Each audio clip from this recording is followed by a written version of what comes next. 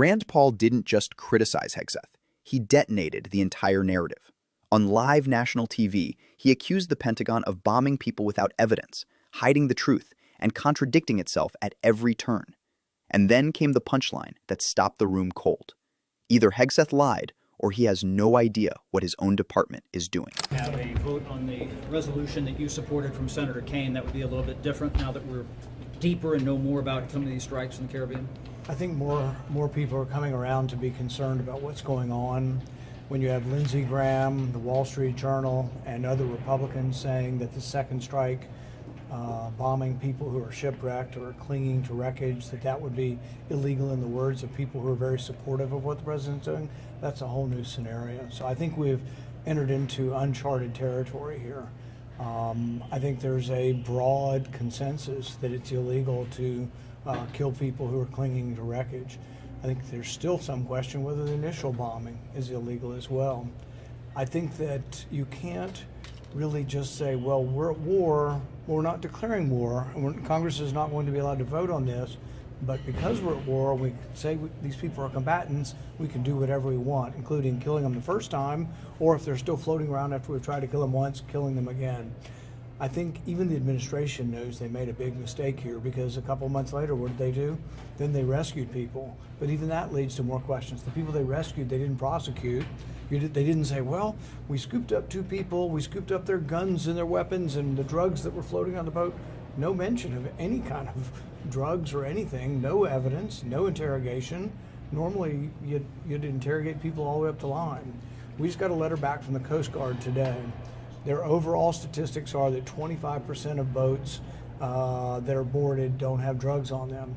We now have specific information from the Coast Guard that of the boats captured by the Coast Guard before we started the Bomb Them to Smithereens campaign, in the traditional sense, when the Coast Guard captured boats off of Venezuela, 21% of them did not have drugs.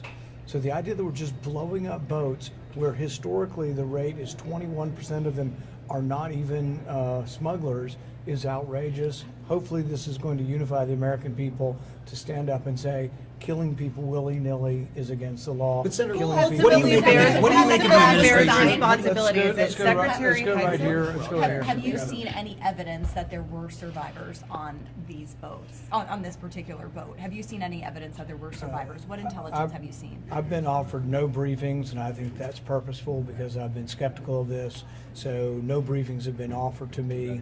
We are asking for them. We are supportive of the Armed Services Committee looking into this, but this has been very selective in briefings that have been given to people, primarily given to people who are already apologists for the administration. And do you have confidence in the Defense Secretary at this point? I'm very, very concerned about an order that would say kill them all, kill them, after they've already been wounded, after they're drifting apart. But for some people, this is distinctly different, the second strike. I think both strikes are actually illegal. I don't think you can just name people and say, well, they've got drugs, well where's the proof? That's an allegation, and these people are 2,000 miles away. People don't realize these outboard boats have no capability of reaching America. It take them like 20 stops to refuel to get up here. In all likelihood, none of these boats are coming to America. It's a completely made up and false sense that, oh, we're at war, we can do whatever we want, but if Congress wants to vote on it, oh, no, we're not at war. So they're at war if they can do whatever they want with no oversight.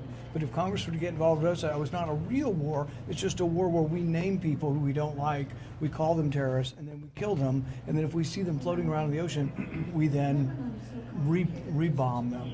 It's a crazy It sounds to me like you're calling into question other strikes that have been taking place, that those could be determined to be unlawful. So do you support broadening this investigation beyond that September 2nd strike? And who ultimately bears responsibility? Is it the Secretary of Defense or is it the Admiral?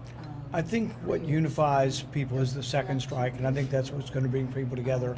When you have people from Lindsey Graham to the Wall Street Journal saying that the second strike is illegal according to the laws of our military contact, even in times of war, it's illegal. So the first question is, are we at war? And if we're at war, should Congress vote? That's the first issue. The second issue, though, is even if you accept the first strikes, most people are saying the second strikes aren't. I don't like to see political figures pointing their finger at military figures. Military people take orders, and there's a question about, when they don't take orders, whether things are legal or not legal. But in this sense, it looks to me like they're trying to pin the blame on somebody else and not them. There's a very distinct statement was said on Sunday. Secretary Hegseth said he had no knowledge of this and it did not happen. It was fake news. It didn't happen. And then the next day from the podium of the White House, they're saying it did happen. So either he was lying to us on Sunday or he's incompetent and didn't know it had happened. Do we think there's any chance that on Sunday the Secretary of the Defense did not know there had been a second strike?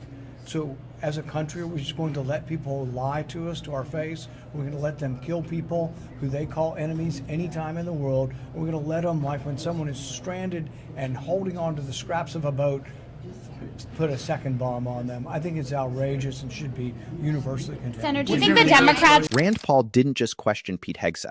He laid out one of the most serious accusations any Republican has made against a Republican administration in years, accusing the Pentagon of carrying out lethal strikes without evidence, hiding the truth from Congress, and contradicting itself on national television.